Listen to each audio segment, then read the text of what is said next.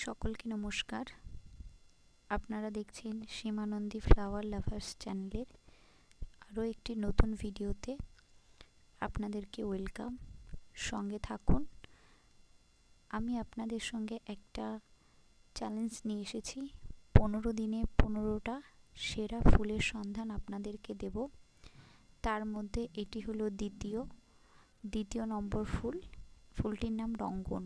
চলুন দেখি তাহলে। এই যে ছোট্ট ছোট্ট কুড়ি, গাছটার হাইট মোটামুটি 6-7 ফুট হবে।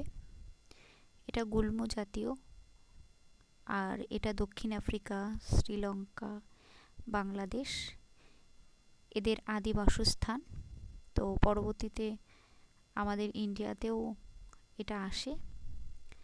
এটা বিভিন্ন রঙের হয়। এই ফুলটা বেশ একটু বড়, তবে আমার বাগানে আরও একটি রঙ্গন ফুল আছে, সেটা আপনাদেরকে পরবর্তী কোনো একটা ভিডিওতে শেয়ার করব।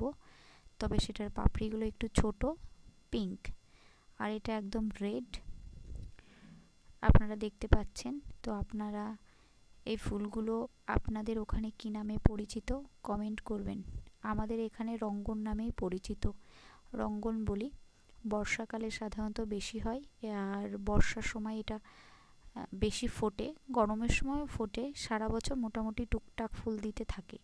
তো যারা বেশি ফুল পছন্দ করেন তাদেরকে আমি সাজেস্ট করব আপনারা সারা বছর যাতে ফুল পাবেন সেরকম গাছের মধ্যে যদি সিলেক্ট করেন, তো এই রঙ্গন ফুলটাকে আপনারা সিলেক্ট করবেন।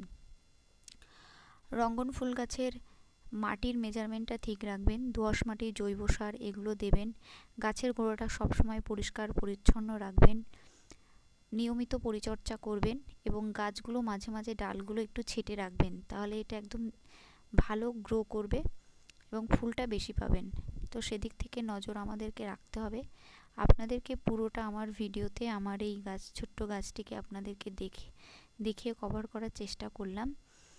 এই ফুলগুলো দিয়ে ছোটোবেলায় আমরা অনেক রকমের ফুলের মালা, বিভিন্ন রকমের গয়নাগাটি বানাতাম। তো আপনাদেরকে এই ভিডিওর মাধ্যমে সেটুকু করে দেখাবো। তো আগে আপনারা গাছটা দেখুন।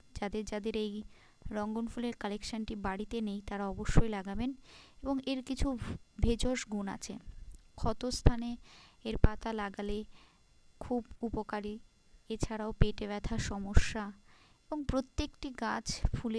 প্রত্যেকটি ফুলের গাছ যেমন ফুল আমাদের প্রয়োজনীয়, তো তাদের গাছের গুরুত্ব আছে আমাদের জীবনেও। ফুলের সঙ্গে সঙ্গে গাছের পাতা, শিকড়, মূল যেগুলো আমাদের নিত্য প্রয়োজনীয় জীবনে বিভিন্ন রোগ ব্যাধি দূর করতে আমাদের লাগে।